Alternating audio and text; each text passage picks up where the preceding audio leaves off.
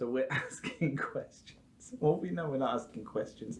We're going through the top 10 interview questions according to ChatGPT to within the time of Great Aunt's egg timer, which is currently set to about 33 weeks. So question 10. Do you have any questions for us? So I'm going to say that as an interviewer, I think this is really important because although it's difficult from a candidate's point of view, I think it's important to leave time. The amount of interviews I have been in, and occasionally, if I'm being honest, run, where you get to the end and it's kind of, you're trying to sandwich running the interview in between meetings. You've just got enough time to do it. Some of the other bits ran over because someone on the interviewing team wouldn't stop talking and polishing their ego, maybe, or whatever. And kind of like, you squeeze down to like 5 minutes of, so what do you want to know about the job? Oh, right, okay, well, kind of maybe.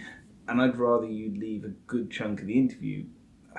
Good chunk varies like 10 minutes maybe, because you don't want 45 minutes of questions because most candidates won't have that.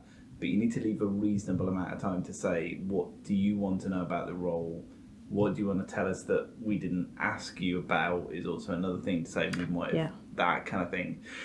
So I think it's fair to turn it into a two-way dialogue, but also hopefully it depends how you build your process. Hopefully as you've gone through, people understand what the role is by the kinds of questions you're asking, the kind of conversations you're having.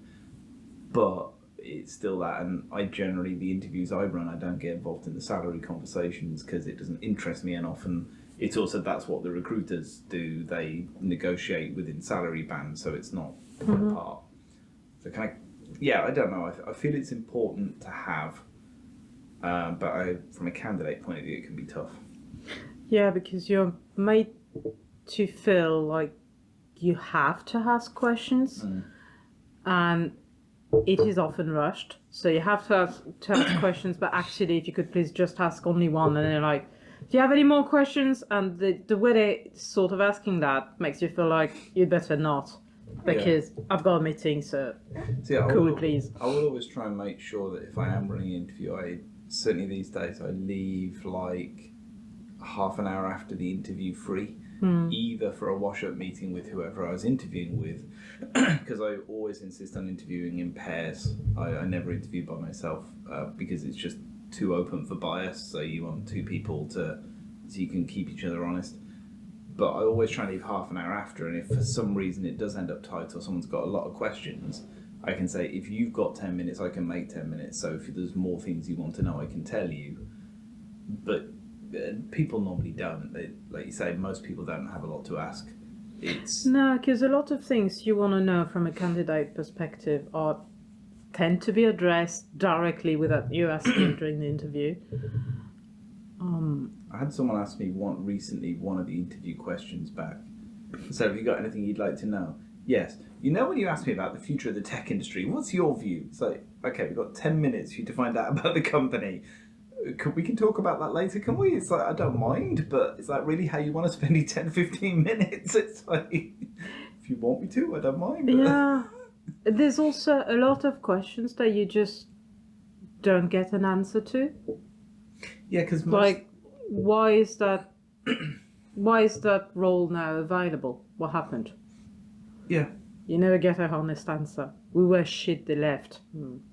They weren't happy, yeah. Yeah. And that's a different... And then it's just, why did they leave? What happened? That's a really fine line from if you're interviewing, that's a difficult one because there's a certain amount of, there's a lot of privacy concerns around saying, well, they were awful at their job and we fired them because they couldn't do it and they're really disruptive. But as a candidate, I need to know why it's happened. Exactly. But the problem is that that level of honesty would be great, but you can't do that because it's potentially libelous. Yeah, but then you're also asking me, why am I looking for a job now? But this isn't me talking about me. This is me talking about a third party, and it could be someone you know, or it could be someone you've heard of, or potentially might go and work with. So it's a complicated area to say. So I think you can say the previous person left. That's fine, but I think going further than that is putting a personal opinion on someone's career choice or how they found working with the company is tough to answer rather. Yeah, but I need to know. Yeah, I see that, but I suppose the problem is let's say you were a relatively small company, say like some agencies, for example, are like 20 people, 30 people, and they have all their names and faces plastered all over the website, meet the team, and you're going for, I don't know, the support role, and you see the previous person who worked in support is Mrs. XYZ, and you come to interview, you say, why is this role available? And I said, well, the previous person was awful and they spread lots of rumours and lies and they were nasty, and so we had to get them out of business because they were creating a really toxic atmosphere. Then you go to the website and say, oh, that was Mrs. XYZ, right?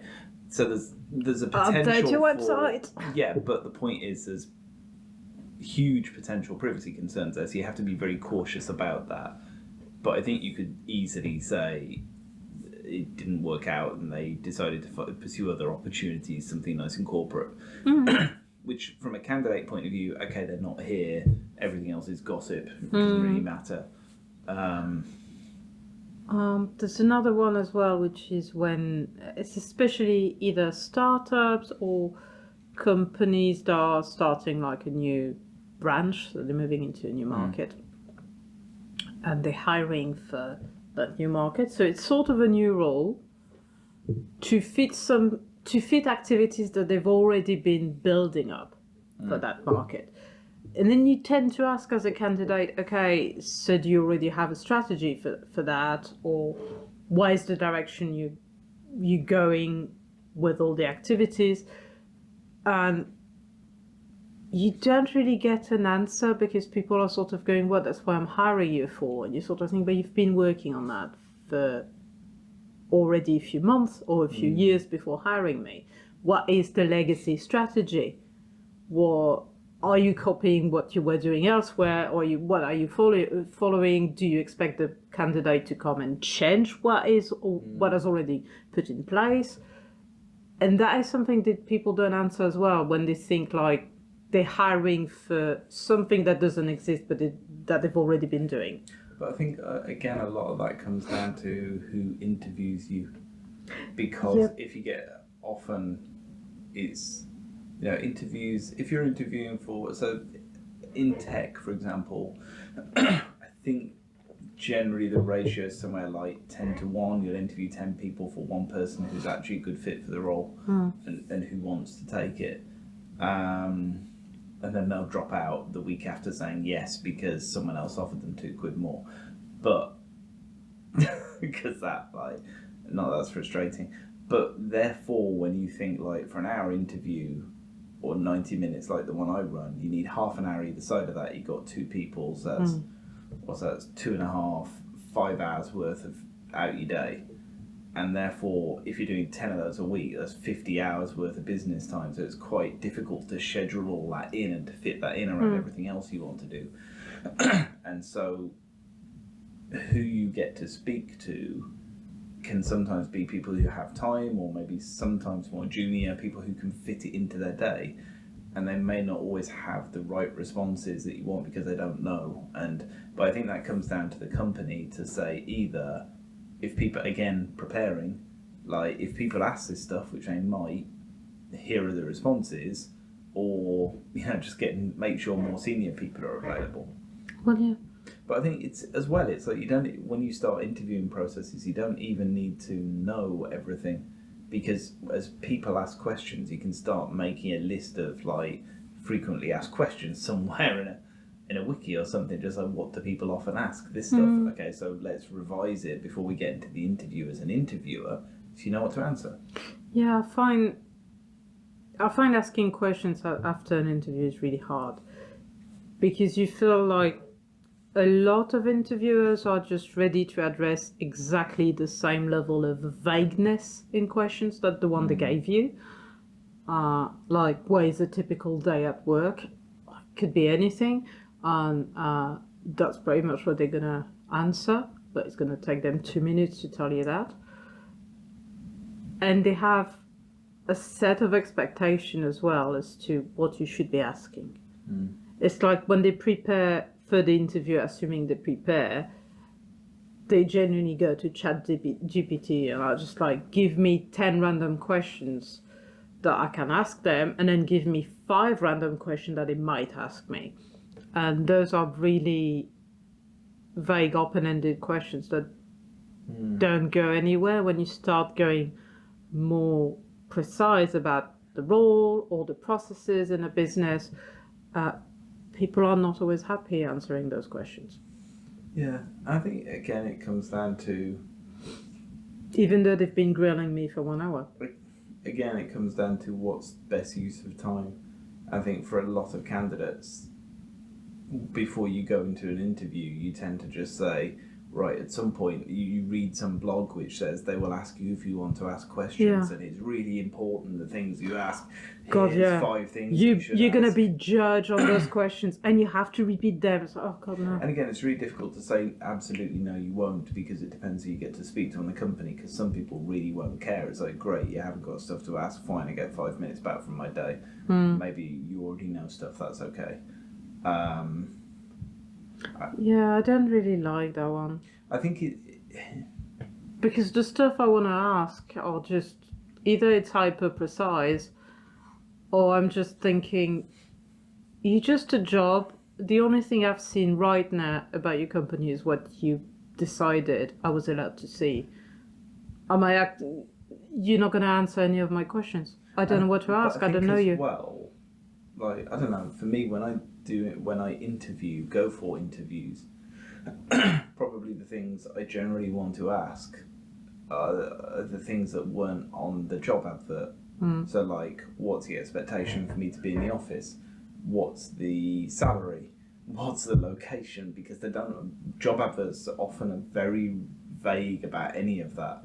And for me, that's critical for the role. And it's like, okay, I'm going to take an hour of your time speaking to you, but what's the point if the salary's way off, or the location isn't right, or you want me to be in the office 5 days a week, or you expect me to be at the other end of the country for 3 of those? So I think some of that again comes down to hiring process. Put the bloody information on the bloody job advert to say, most people, this is how much it is, this is where it is, this is where you're expected to be, and then you'll cut down on like 50% of the dross of CVs that get thrown at you of hopefuls. And then by the time you get to what are your questions in an interview, if you've got any questions for us, it's more likely to be about the role, because it's normally, what's the salary? Oh, we can't tell you, speak to the recruiter.